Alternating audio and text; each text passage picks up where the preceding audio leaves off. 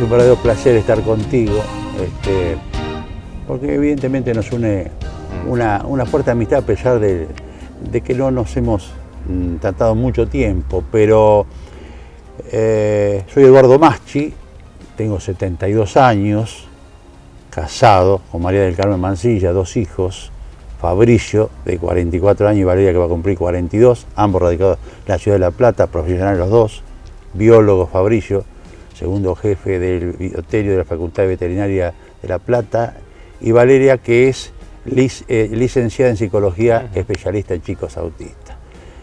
Como bien manifestabas vos, mi pasión desde chico siempre fue relatar, pero la vida lógicamente tiene, yo diría, varios escalones.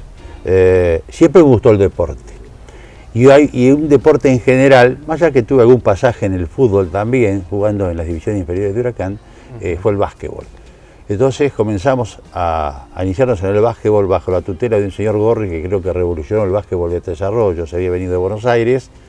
Ajá. Comenzamos a jugar básquetbol en Huracán, conjuntamente con Mario Oldán, Osvaldo Goizueta, Juan Carlos Tempone, porque éramos los 4 chicos del barrio. Eso de muy niño. Eduardo, antes que eso, ¿usted nació aquí en la ciudad de Tres Arroyos? Sí, nací el 4 de octubre de 1940, en la ciudad de Tres Arroyos. Ajá. Lo que pasa que ¿sus padres? Mi padre falleció. ¿Nativos de acá, sus padres? Sí, mi padre, Ernesto Maschi, descendiente de una familia que era nativa de Cajallares, pero él nació aquí en la ciudad de Tres Arroyos. Mi madre, Nélida Elisa Arbacetti, de los famosos Arbacetti que tenían el gran almacén en Claronecó, una familia muy numerosa. Mi padre eran 3 hermanos y una hermana. ¿Qué hacía su papá? Estaban viviendo ambos aquí. Usted nace acá. En Tres Arroyos trabajaba con un hermano de mi madre, Adolfo Arbacetti, tenían un transporte, como hoy sería transporte Goizueta, en menor escala, por supuesto. Y llega un ofrecimiento a mi padre de un pariente de él para trasladarse a la ciudad de Lanús a poner una especie de chatarrería. Bueno, yo tenía 3 años, mi hermana 1, nos vamos a vivir a Lanús. A los 3 años. A los 3 años. Y bueno, mi padre estaba trabajando bien, pero un buen día se detecta un flemón, y aparentemente ese flemón cerca de la garganta lo corta antes de tiempo el cirujano, y ahí se le produce una gran infección que se le esparrama por todo el cuerpo. Estaba atendido en creo que el hospital Pinochetto, si mal no recuerdo, de Lanús. Bueno, la cosa se agravaba. Nosotros éramos adolescentes totales, 3 años yo y mi hermana 1 año, que se llama Ana Teresa por otra parte. Son 2 hermanos. 2 hermanos, o sea, exactamente. Y mi tío, Roberto Maschi, hermano de mi padre, también fallecido él, hizo una gestión ante la Embajada de Estados Unidos porque en Argentina no había penicilina. Y el doctor le dice, si conseguí la penicilina, por allí podemos tener una posibilidad de salvarle la vida. Tarda un tiempo, le llega la penicilina. Fue el primer hombre en Argentina que le aplicaron la penicilina a mi padre.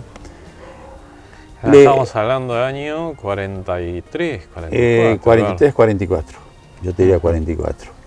Bueno, le aplican la penicilina, experimenta una gran reacción, tanto así que los diarios capitalinos dice, Ernesto Maschi experimentó una gran reacción por la penicilina, pero lamentablemente llegó tarde y a los pocos días fallece. Y bueno, lógicamente la niñez no fue fácil, porque en esa época mis abuelos nos protegieron, nos dieron la casa, nos daban de comer, pero no había un peso partido por la mitad. Mi madre tenía 9 hermanos, si bien algunos vivían en Clarmecó, pero esa casa era la concentración de todos los hermanos. Entonces mi madre era como una especie que atendía a todos los hermanos. Y para tener un pesito cosía para afuera. Entonces, bueno, fue transcurriendo el tiempo, llegaron a la vuelta de donde yo vivía, estaba Juan Carlos Tempone, uno de mis grandes amigos, a una cuadra estaba Mario Oldán, otro de mis grandes amigos, y cae la familia Goizueta, Osvaldo y Toto Goizueta. Y esos 4 hicimos una gran amistad. Amigos del barrio. Amigos del barrio. De la infancia. De jugar, patear la pelota. De patear la pelota, pelota de trapo, exactamente, vos lo dijiste. Después la de goma. Y no teníamos la pelota de cuero, que era con tiento en esa época, prácticamente la gente muy pudiente. Inaccesible. Exactamente. Bueno, y de ahí es como que nos gustaba y nos fuimos todos a Huracán. Si bien Huracán, ¿por qué? Porque nos quedaba a jugar a la pelota, a la paleta. También ¿En qué barrio estaba, perdón, Eduardo? Lucio B. López y Falucho. En Lucio B. López. Ahí nos quedaba 8 o 9 cuadras Huracán directo. Y bueno, tenía las instalaciones, nos fuimos todos a Huracán y nos atrapó el básquet a todos. Y ahí aparece el señor Gorri, que fue contratado por Huracán, que fue el que revolucionó el básquetbol de Tres Arroyos, que le dio, yo diría, nos marcó una enseñanza importante y empezamos a jugar al básquetbol en Huracán.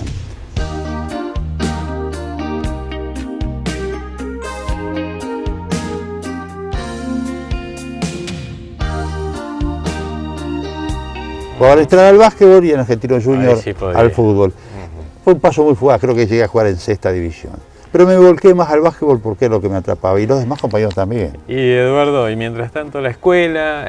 Bueno, yo iba al colegio número 1, hice toda la primaria, después, perdón, hasta el segundo grado en esa época. En ese interín viene un tío de Oriente, Juan José Paso, quería que el hijo estuviera acá en Tres Arroyos y nos lleva al Colegio Jesús Adolescente, era pago. Él le pagaba al hijo y me pagaba a mí. Hicimos hasta terminar la primaria conjuntamente con él en el Colegio Jesús Adolescente.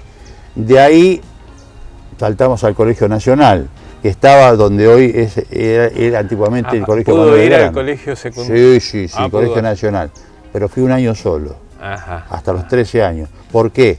Porque yo dije, si yo estudio la tarde y no tengo un peso, mis amigos algún pesito tenían y yo no tenía, siempre andaba seco, como quien dice. Entonces dije a mi madre, tengo que empezar a trabajar. ¿Y pero cómo hacer con el estudio? Porque mi madre siempre me dijo, vos tenés que estudiar. Así que con mamá peleándola, ella que hacía costura y demás, pero tenía clara la cosa. Que sí, había que trabajar.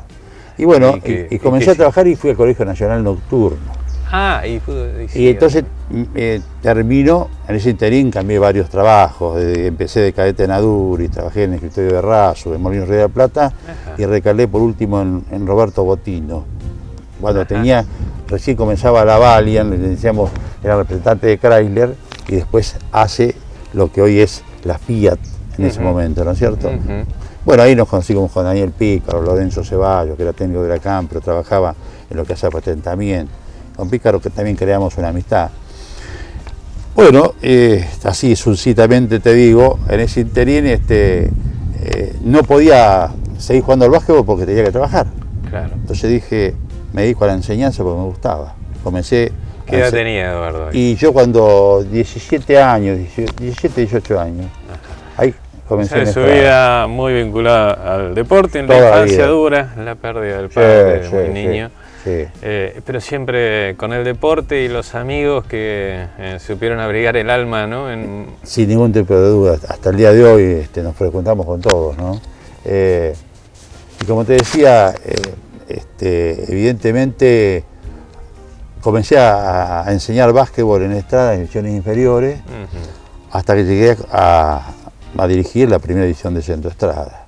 Joven, con grandes jugadores, porque además de Osvaldo Goizueta, Gerardo Parravicini, que se había iniciado Huracán, fue a Estrada, vino el Bocha Armendario de Bahía Blanca, un gran jugador, el Fino Castro de Dorrego, otro gran jugador, y es un gran equipo. Así que Eduardo, en aquel adolescente, ya pasada la adolescencia, la vida lo había puesto a prueba, ¿no? Porque había sufrido el hecho de perder a su padre a los 3 años. Que prácticamente no lo conocí.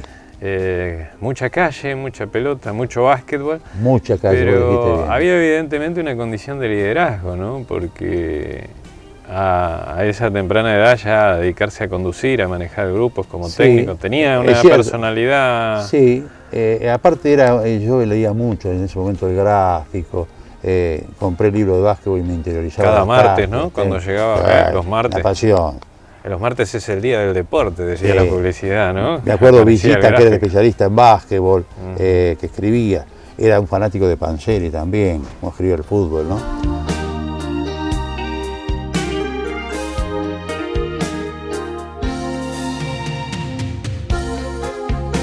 ¿Qué jugadores recuerda de aquella etapa? Usted decía, formó una selección, nos mostraba una foto hace un ratito nada más. Cuando Y yo te diría que la última... jugadores? Y a mí, por ejemplo, Osvaldo Goizueta fue un líder.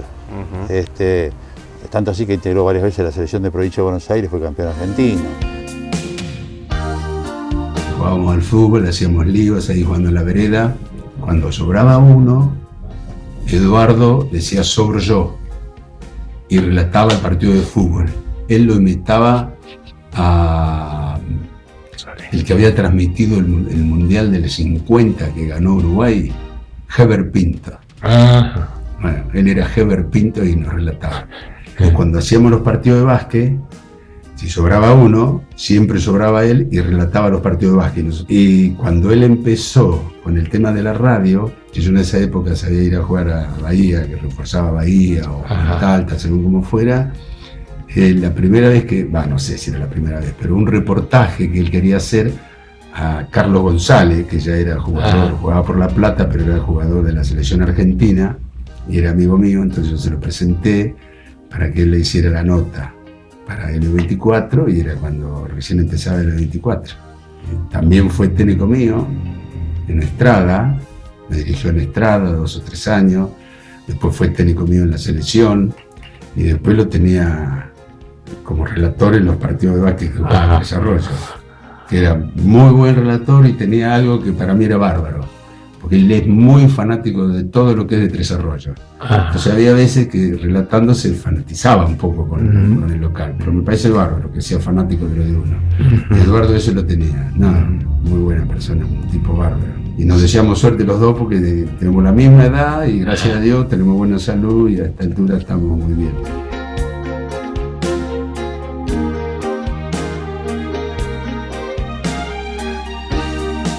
La organización que todavía hoy tiene la Liga de Básquet, ¿no? Está muy bien organizada.